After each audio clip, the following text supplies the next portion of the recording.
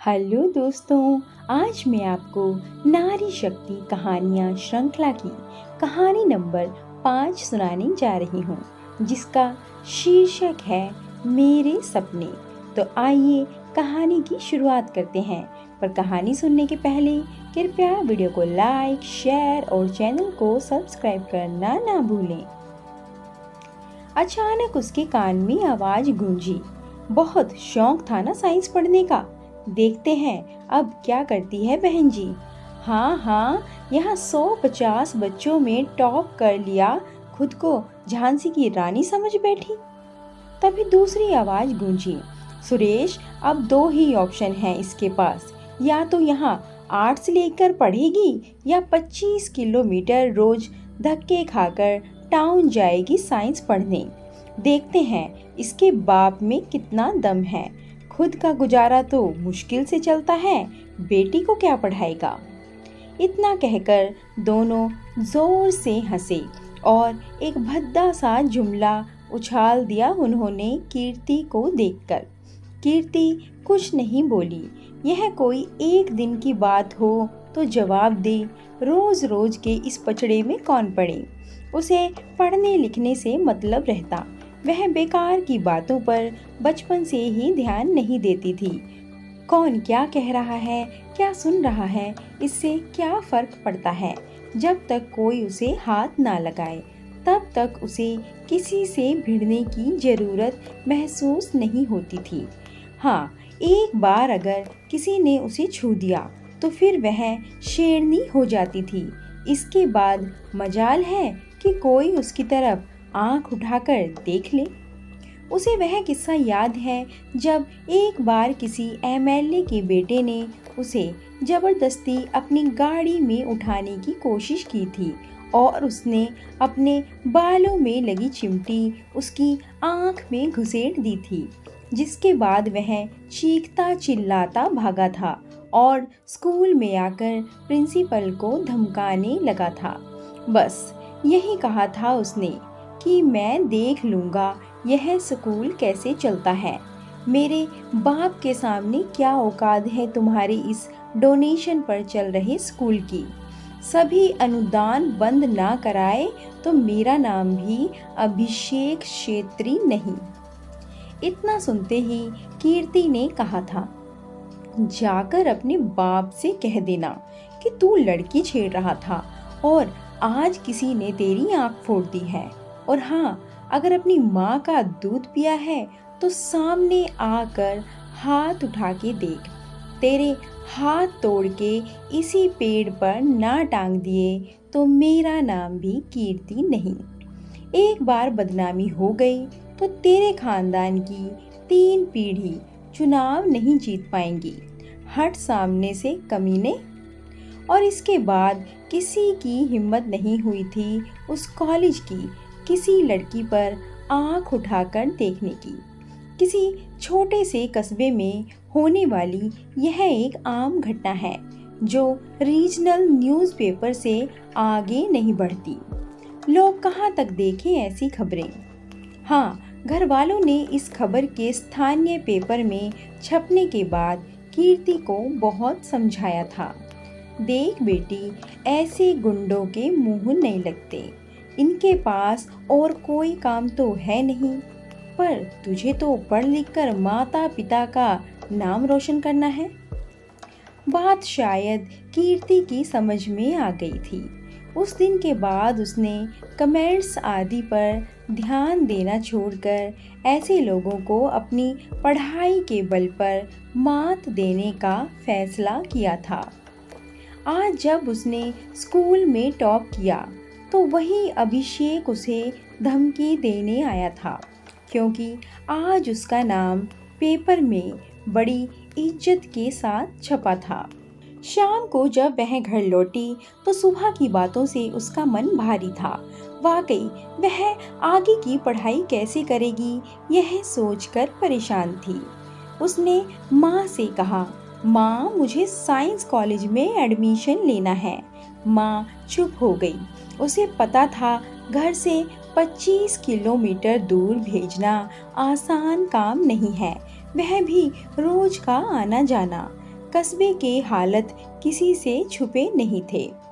आए दिन छेड़छाड़ की घटनाएं, बदनामी और फिर जरा सा कुछ हुआ नहीं कि बात का बतंगड़ बनाते देर नहीं लगती। इसके बाद मोहल्ले में सिर उठाकर जीना मुहाल हो जाए।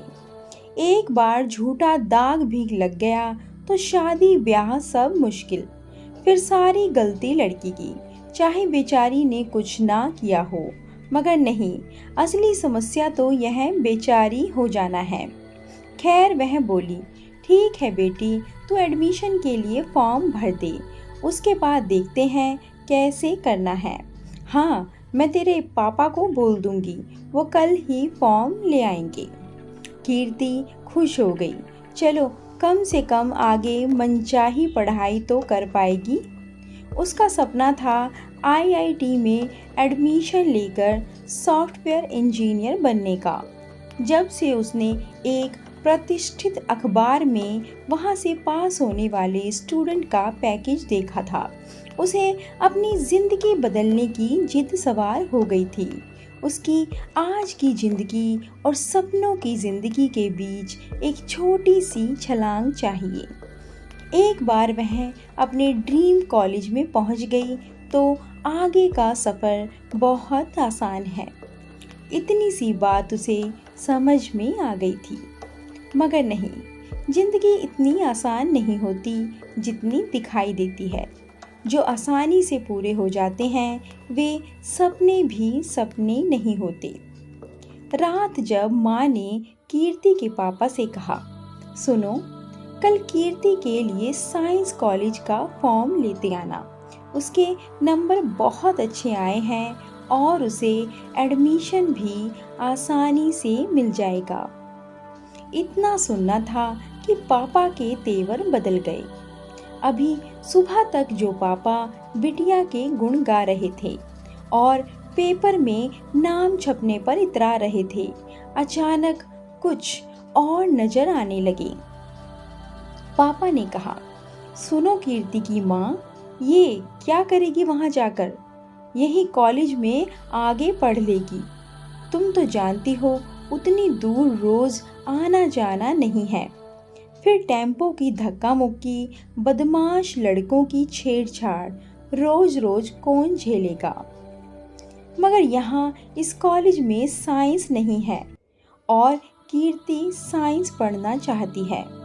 उसकी माँ ने कहा, अरे पढ़ाई पढ़ाई होती है, साइंस और आर्ट्स का क्या है? और हमें उसे कौन सा डॉक्टर इंजीनियर बनाना है?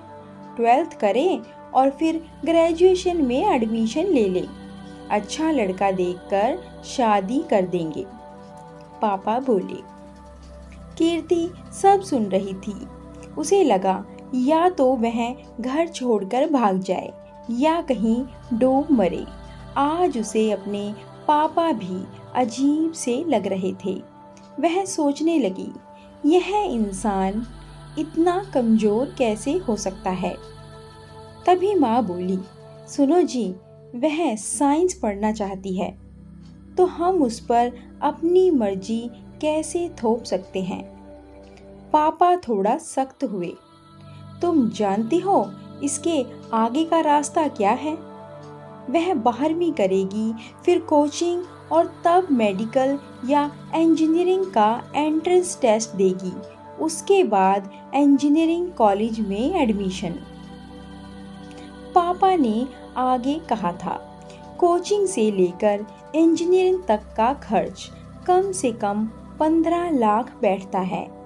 कहाँ से करेंगे इतना खर्च? और फिर इतने पैसे में तो उसकी शादी की आधी तैयारी हो जाएगी। इतना ही है तो उसे आईएएस की तैयारी के लिए कह दो। सिंपल ग्रेजुएशन करके सिविल सर्विसेज दे। माँ को काफी गुस्सा आ गया था। यह सुनकर वह बोली, खर्चे की चिंता तुम मत करो, मैं अपने गहने गिरवी रख दूंगी, तुम बस फॉर्म लेते आना। मगर पापा इतनी जल्दी कहाँ हार मानने वाले थे। इतना सुनते ही बोले, सुनो, तुम कुछ दिन मायके चली जाओ, तुम्हारी तबीयत ठीक नहीं लग रही है। और हाँ, कीर्ति भी कुछ दिन घूम आएगी, तब तक सब ठीक हो जाएगा। इतना सुनते ही कीर्ति को रोना आ गया। उसे लगा बस अब सब कुछ खत्म हो गया है, क्योंकि यह पापा के तुरुप का इक्का था। इस धमकी के बाद माँ चुप हो जाती थी। नानी के घर जाने का मतलब होता माँ की घोर बेइज्जती। फिर पापा माँ को लेने नहीं आते और मामा से लेकर नानी तक, यहाँ तक कि अड़ोस पड़ोस तक माँ को ताने मारते।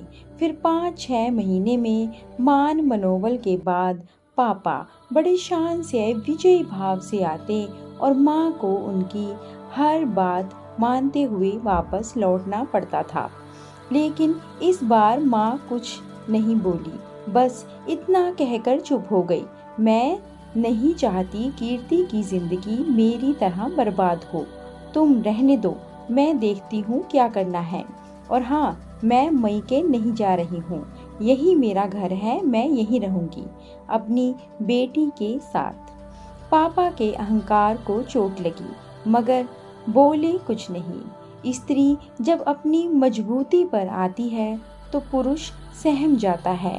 वह आगे का सीन सोचकर डर गए थे। दोस्तों, कहानी जारी रहेगी। कहानी के भाग 2 के लिए चैनल के साथ जुड़े रहें और अगर कहानी अच्छी लगी हो तो वीडियो को लाइक, शेयर और चैनल को सब्सक्राइब करना ना भूलें। धन्यवाद।